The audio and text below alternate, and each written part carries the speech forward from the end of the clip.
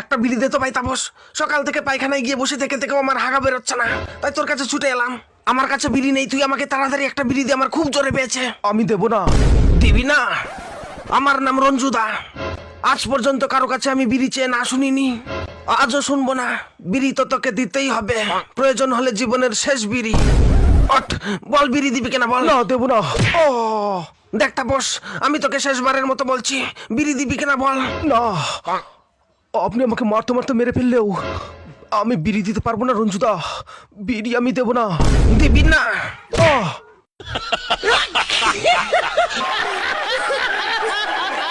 সকালে কে পায়খানা গিয়েছিল? পায়খানা করে জল দেয়নি, সব উপরে উঠে ভাসছে।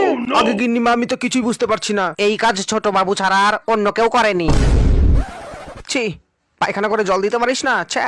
এখন থেকে দেখছি পায়খানাগুলো তালা মেরে রাখতে হবে। মা,